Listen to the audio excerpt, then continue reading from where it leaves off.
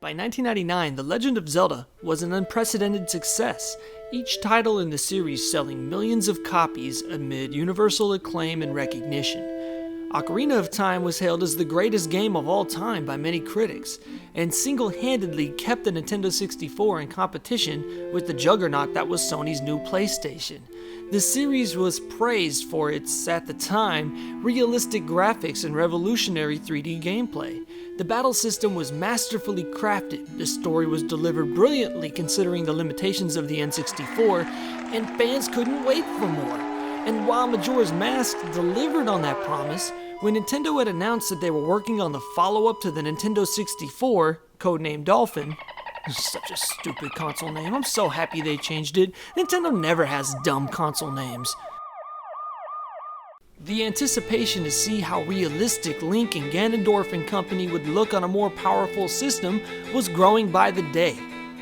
At Space World 2000, a trade show hosted by Nintendo, they showcased a number of tech demos to show off what the upcoming Dolphin could do, and one of the demos at exhibition was called The Legend of Zelda 128, featuring a very sleek Link and Ganondorf battling it out in a very impressive graphical scene. The fans were pumped!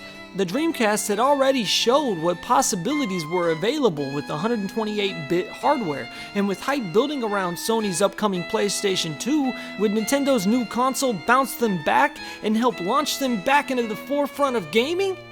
Well, to be frank, the answer is no. The GameCube failed. With only the exception of the Virtual Boy and the Wii U, it is to date the biggest financial flop in Nintendo's history. And while some people point at a number of faults with what would eventually become the GameCube, in my opinion there were two main reasons for this. The first is that the PlayStation 2 had a built-in DVD player, and that's all they needed! Now seriously though, DVD technology was taking over the home video market quickly, and the GameCube just didn't have a DVD player and the PS2 did. And also, the PlayStation 2 had a powerful lineup which featured realistic and gritty games such as Grand Theft Auto 3, Final Fantasy X, and Max Payne. The third-party lineup was solidifying the Sony brand as the new king of gaming. And Nintendo had great games, sure, but nothing of the sort. They had to win their fans over by delivering the same quality first-party titles that they always had. And a new realistic Zelda was exactly what they needed, so what did they do? Well, let's fast forward to Space World 2001.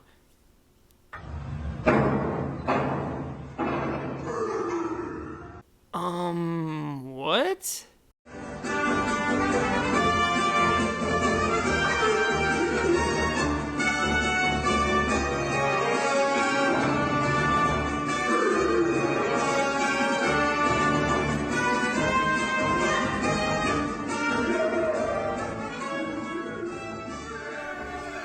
Zelda fans were shocked. Now consider that all Zelda games before this announcement had always had a semi-anime look about them, but they were always kind of realistic. But this was a drastic shift in tone. Pundits were labeling this game The Legend of Zelda. And some critics were even comparing the graphics to the Powerpuff Girls, a popular cartoon at the time. Shigeru Miyamoto stressed to the people that once they tried the game, the gameplay would change their mind. But the fervor of criticism was at a fever pitch. Miyamoto actually had to stop giving us information about the title until a year later, at E3 in 2002, when Kaze no Tokoto was finally revealed to the world. Critics were immediately impressed at the amount of polish this title had, with a refreshing and whimsical tone that no other games really had at the time. However, the damage had already been done. Zelda fans felt like they were making this game to appeal to children, and they felt betrayed. Between Super Mario Sunshine's lackluster sales, the lack of third-party support, and, well, the reaction to this game, by this point, the GameCube was in a distant third place, and it would never truly recover. And this was a damn shame, because this title which eventually became the Wind Waker we all know and love, is one of the best Zelda games of all of them. As far as quality and attention to detail is concerned, it trumps Ocarina of Time and Majora's Mask in every way, at least in my opinion. It's not necessarily a better game per se, but it is an obvious showcase of the potential that Nintendo titles can achieve. Nintendo did everything they could to save face and convince people to try this game out. In North America, they even promoted a pre-sale bonus disc that would include both Ocarina of Time and the as of yet unreleased Master Quest, a second quest with harder dungeons that was initially planned as an add-on for the ill-fated 64 disc drive. Critics consistently gave Wind Waker high marks, with the only real criticism coming from the title's lengthy sailing sequences, which we'll touch on later. It was the fourth title to ever receive a perfect score in Famitsu, the second Zelda game after Ocarina of Time, and IGN urged players to ignore the change in style and try the game out since it played very similarly to Ocarina of Time. And it kind of worked. Wind Waker sold over 3 million games in North America and helped boost the sales of the struggling GameCube. Eiji Aonuma, the game's director, said in a statement that the game was overall a sales disappointment, selling less than half of Ocarina's sales and actually faring better in Japan, where video game sales at the time were struggling, than it did in North America, where at the time video game sales were as healthy as they had ever been. And if you watched my Majora's Mask retrospective, I was among those fans that was starting to lose interest in my Nintendo consoles and was really shifting towards Sony, and I didn't like the new style either, till I had a chance to try it at my local video game store. And man, I was so wrong. This title sold me on buying a GameCube single-handedly, and it was everything I wanted in a Zelda title and more. The constant thing I've noticed with the style of the graphics is that everyone hated them at first, but the look eventually not only grew on people, myself included, but people learned to love it. It's actually, in my opinion, the best looking Zelda game ever, in terms of it holding up through the years. Compared to the original release of Twilight Princess, or even the more advanced Skyward Sword, this is the best looking canon Zelda title, and the HD remake is even better. For the sake of this video, we're going to use the HD remake, but the GameCube version looks wonderful even to this day, and is the best looking GameCube title in my opinion. I do recommend the HD version for more than just the updated graphics though. Better sailing, less tedious tasks, the welcome hero mode, and the usage of the Wii U gamepad make it superior in every way, but if you happen to have the original title, it's definitely held up much better than any other Zelda game to date. But before we get too into the technical details of this game, let's talk about the story of Wind Waker just a little bit.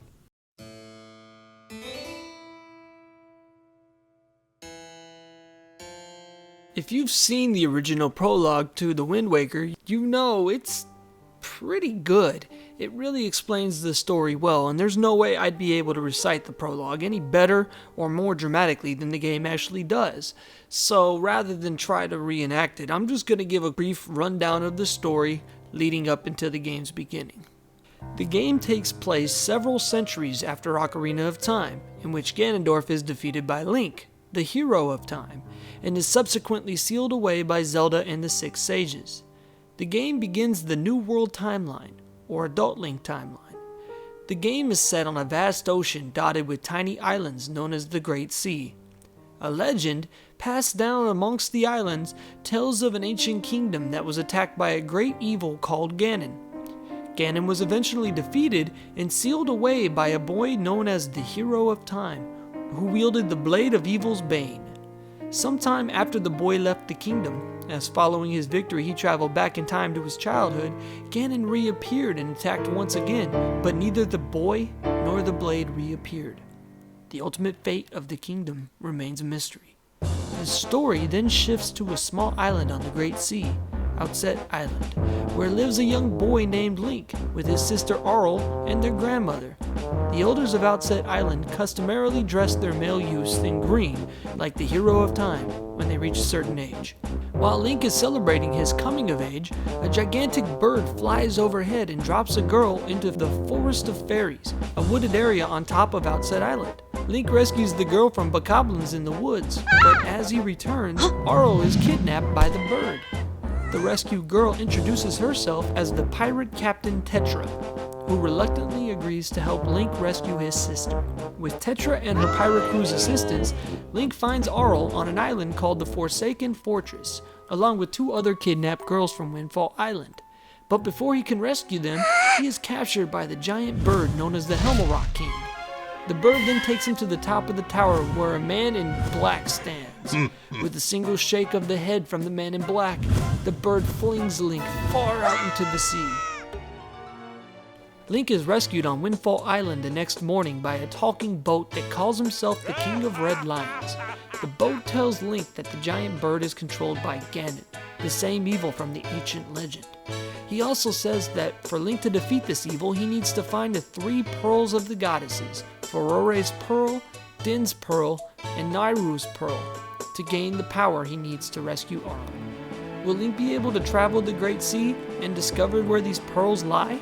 Will he be able to save his sister? And is that man in black indeed Ganon? Only time will tell. And this game caused a lot of problems for Zelda theorists due to the unique setting that Wind Waker takes place in. Because of the ending to Ocarina of Time, which was, at the time we thought a peaceful one for the good guys, it single-handedly caused chaos in the theorist camp. The timeline in which Zelda games takes place in was already crazy enough, but this threw us for a loop. So if Ocarina of Time was a prequel to A Link to the Past, which was a prequel to The Legend of Zelda, where the hell does this game fit in? Is this a prequel to Link's Awakening because it has sailing in it? I mean, what? What were they thinking? How did Hyrule flood exactly? What caused this to happen? Does it ever return to normal? Well, these questions were inevitably answered both in the game itself and eventually in the 2011 book Hyrule Historia, almost a decade later. After Princess Zelda sent Link back in time with the Ocarina, his bloodline was apparently broken, as there was no longer a Link in that timeline. Although this is never really explained, Ganondorf is brought back from his sealed fate, and without a hero of time to defeat him, he was able to take over the kingdom. Thus, the gods flood Hyrule, and the survivors flee to the mountains, which eventually become islands, and Hyrule itself was frozen in time. This apparently enchanted the King of Hyrule, giving him life in the form of a small boat. And his boat was able to locate Link when Ganondorf escaped the sealed Hyrule and returned to the surface, where he resumed his search for the Triforces of Wisdom and Courage. However, because the royal family was no longer seated upon the throne, there was no Princess Zelda. Only her bloodline remained. A pirate captain entrusted her young daughter Tetra with a magical necklace that had a small golden charm just before she died. This young girl grew up to take the helm of these pirates, all the while ignorant to the importance of this charm, or her family's history. So while that explains Tetra's link to the Triforce of Wisdom, where does Link come into all of this? Wasn't the bloodline of the hero broken? It is never explained for sure. One can speculate that his bloodline is also of the Knights of Hyrule, as is the Link in the other timelines, but all we know is that he seems unknowing to his role in Hyrule, as is the King of Red Lions, who tells the great Jabun that he does not believe Link to be the hero of time. While he is somewhat correct in this statement, it turns out that our Link is actually the hero of winds, and indeed possesses the Triforce of Courage. So, how did Ganondorf escape the seal the gods placed on Hyrule? Or for that matter, the seal that the hero of time, Zelda, and the Six Sages placed upon him long ago? These questions also go unanswered to this day, but what is certain is that the Wind Waker story is still remarkable and full of twists and turns. For those of you who skipped ahead to avoid spoilers, you're safe now. And even if the story doesn't make much sense, at the very minimum you have a game that is masterfully crafted with gorgeous graphics, tight controls, an outstanding soundtrack, and a really imaginative and creative world. Let's talk about this world a little more in depth.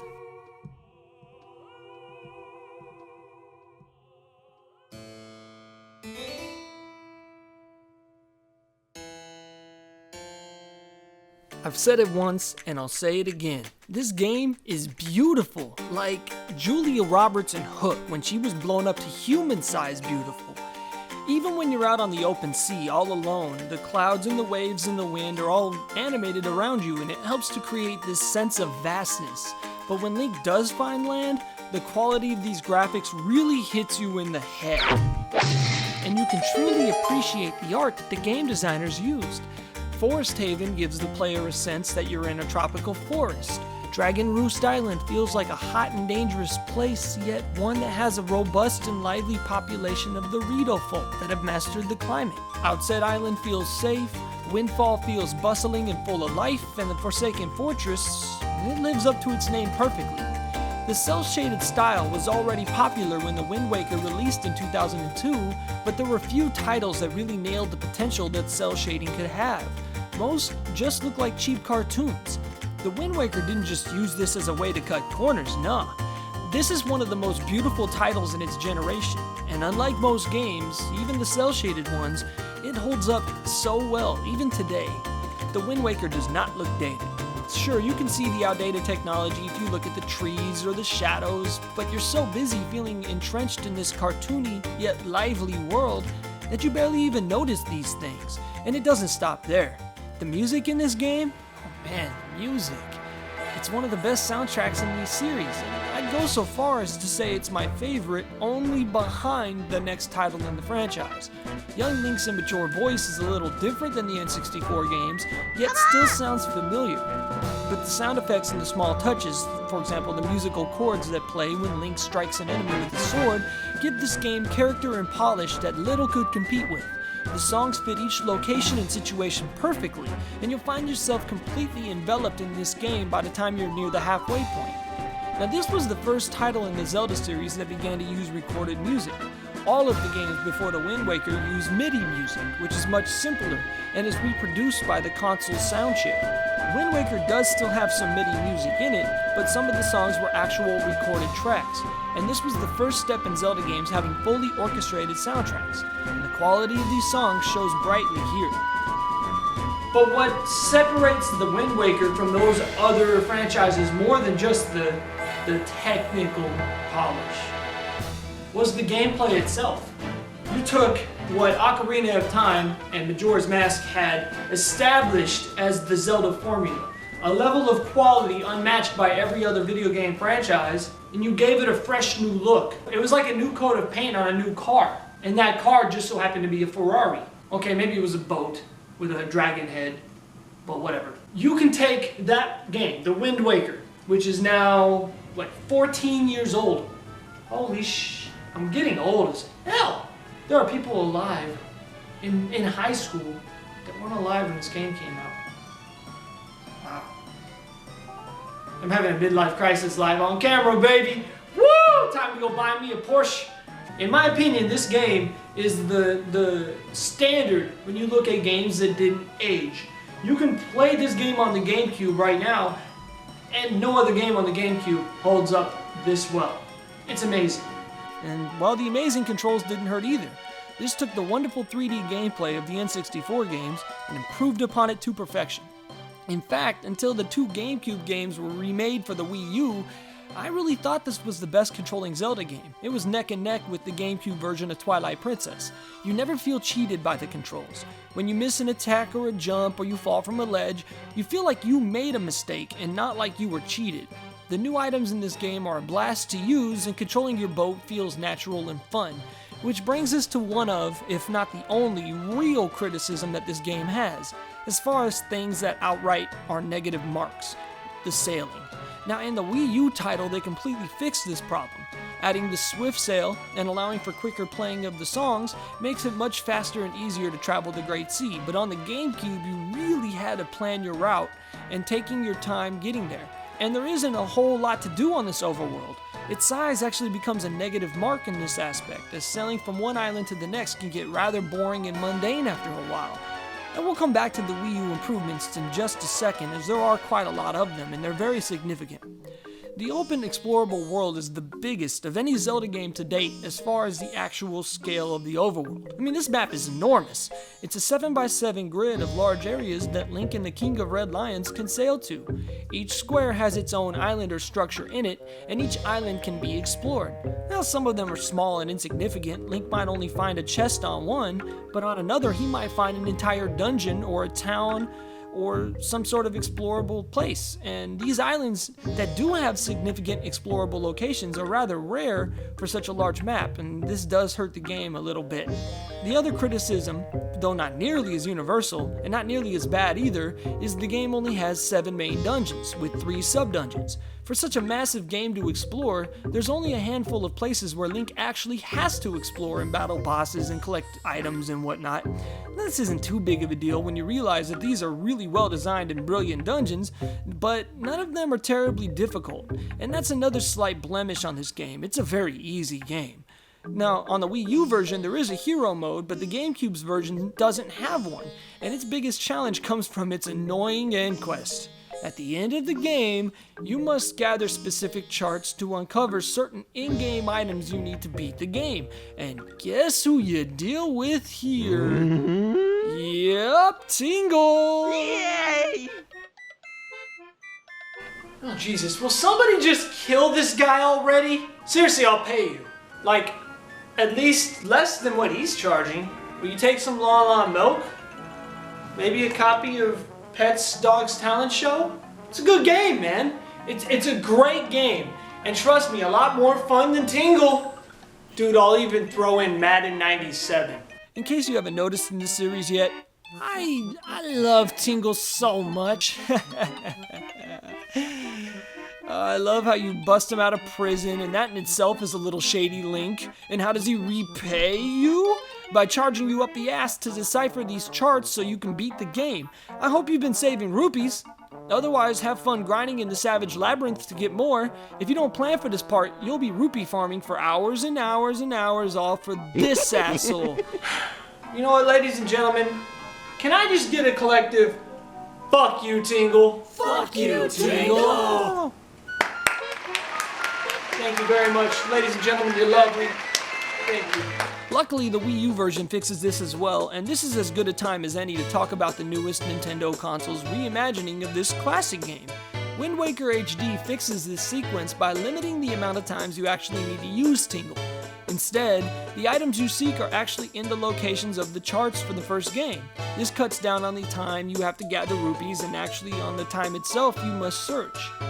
Now, besides the obvious graphical and musical improvements to the game, and trust me, Wind Waker goes head to head with any games of this current generation, HD also features improvements to the controls. Using the Wii U gamepad, you can navigate the seas with much more precision and ease. For example, using the gamepad, it's much more streamlined to search for buried treasure. You can use the pad to see your exact location in regards to the treasure, making for less guesswork and more money.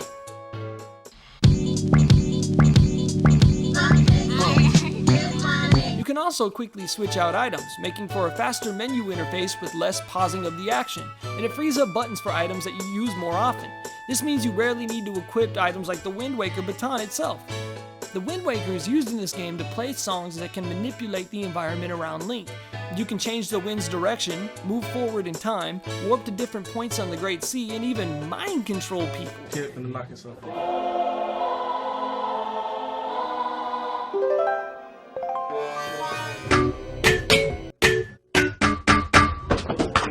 Sadly, the ocarina does not make a return, and the Wind Waker is not nearly as fun to use, but it's still pretty cool. Also, there's no need for Epona, so alas, no horse this time. But the King of Red Lions is a pretty fun companion, even if he's not as useful as Navi or Epona was. He acts as Link's guide, but since he's limited to the water, he doesn't join Link in the dungeons. Now, this isn't that big of a deal, as the dungeons are easy in this title, but for all of Navi's annoying heys and listens, she did come in handy from time to time. Instead of a fairy in this game, you have a pirate's charm. So Link isn't entirely blind in his quest. You fill out your sea chart as you go by feeding a fish bait? To fuck? I'm just saying, this isn't annoying or even bad, it's just kind of odd. And this game seems to have a lot of whimsy throughout it. With the exception of the climax of the game, even your sister being kidnapped doesn't feel that serious. The Windfall Island is the embodiment of this. Just for starters, there's no guard at the local jail. And there should be. There's a shop for bombs. There's a local gang that is entirely made up of 5-year-olds. And this kid is so annoying. Look at him, he looks so smug. I ain't never hit a child before, but dude, get away from me! And then there's this guy. Why in the hell are you dressed like Elf? What? Dude, what the fuck?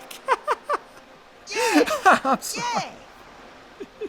You're gonna need a lot more practice, dude. Oh man, there's these annoying ladies that just gossip all day. There's bums asking for money. Oh my god, get me out of here!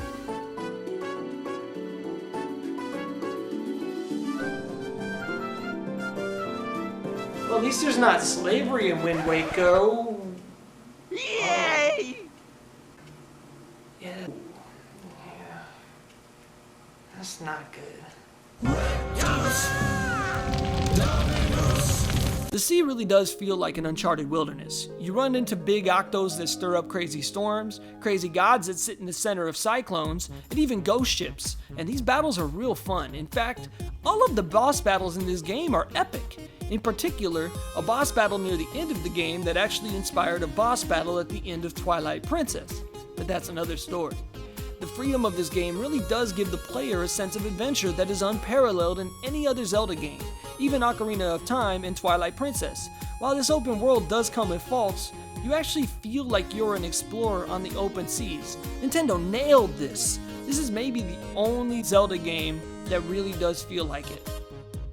Now, this is maybe the only Zelda game where Game Boy Advance connectivity was done right. One Game Boy, one Game Link, one game. Nintendo, you finally got it right when it didn't matter anymore, but that's besides the point. Fuck off. The Tingle Tuner. This device that you find in-game allows you to connect to your Game Boy Advance to communicate with Tingle. This would allow you to drop bombs, map your area, and purchase items like bombs, rupees, and even potions. And to be honest, buying the potions from Tingle felt like cheating.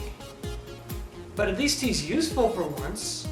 The puzzles in this game are rather easy, with some exceptions. Some of the command melody missions are rather difficult, but in some cases this is more due to the difficulty of the dungeon and the puzzles themselves, except for Makar. Everything about this dungeon, fuck this, fuck you Makar. No, it's not really his fault. He's just a cute little leaf guy thingy majig. Nah, but this dungeon sucks. Nah, I'm just kidding. It's actually a lot of fun. It's just frustrating in parts. Honestly, all of my gripes with this game are so minor, they're not really true gripes. Except for the sailing and the idiocy that is Tingle's last mission, this game is a blast from the beginning to the end. To be honest, if there was a perfect Zelda game, the Wind Waker HD port would have to be in that conversation, because it's perfect. Yeah! I have to admit, when I first played the Wind Waker, I was in a state of mind where I was still like all the other sheep. I was graphics and gameplay. I only cared about killing people in Grand Theft Auto or figuring out mysteries in Metal Gear Solid or playing Madden. You know, it was like everybody else, and I can't fault myself for that, but I really wish I had been more open-minded because I missed a lot of really good games at the end of the Nintendo 64's life and also the Nintendo GameCube's life. The GameCube, in my opinion, is the last console of all consoles that had that classic appeal to it. The PS2 had it as well, but it was very quickly shifting, and by the time the PlayStation 3 was out, the PS2 wasn't that classic console anymore. It had evolved. It's, in my opinion, the turning point in console history, that the Xbox 360, PS3, and so on and so forth would continue to this day. The GameCube, more than the Xbox and the PlayStation 2, really embodied what gaming had always been. A land of creativity. A land of just giving quality video game experiences to the people.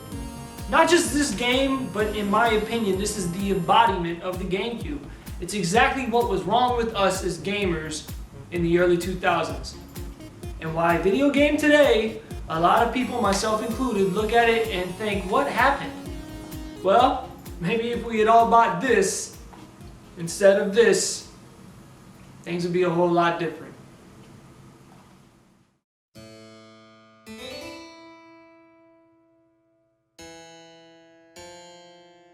One really cool thing that they did with the Wind Waker for GameCube, it's not a gold cartridge, but look, the disc is gold. Oh yeah, a little dust. It's so cool. I obviously recommend the Wii U version. It's better in every way, but this is not a slouch whatsoever. And I sincerely and wholeheartedly recommend that if you're a Zelda fan and you haven't played this game, you might as well not call yourself a Zelda fan. Because if you like Twilight Princess, if you like Skyward Sword, or especially if you like the Ocarina of Time or Majora's Mask games, and you don't like Wind Waker, I can't tell you then. I really don't know why. In my opinion, it is the epitome of the perfect Zelda formula. Is it the best game in the series? No. Not by the majority's opinion. Is it the best game in the series? In my opinion, I don't think so either. But if I had only 5 Zelda games, it would be up there. And I'll be honest, it's really hard for me to say that Wind Waker isn't in that conversation as the best Zelda game of all time. It's at least one of the best GameCube games of all time, and it's a masterpiece in video gaming in general. Please give it a try. Expect to pay about $20 to $30 at best price for a copy of the Wind Waker. You're better off if you have a Wii U to get the Wii U HD update. It's better in every way. It looks better, sounds better, controls better, it's better. However, can't go wrong either way. Just one example of when the critics might be wrong. The players might be wrong. Because 14 years later, it's hailed as a classic. In part 9 of our Zelda Retrospective Series, we're going to shift tones drastically. Because the next game in the series was an answer to all the critics of the Wind Waker. People didn't like the cartoony style, so do you know what Nintendo did? They went back to a very realistic tone. And while I do think Twilight Princess is a great game, you can definitely see why I hold Wind Waker in such high regard when you look at Twilight Princess 11 years later. But it's still a great game. We're going to talk all about it in part 9 of our retrospective series, The Legend of Zelda Twilight Princess for the GameCube and the Wii, and Twilight Princess HD for the Wii U. Till then, I'm JSR, always reminding you to hold the reset button down when you turn the power off, else you might lose your save data. Take care, folks.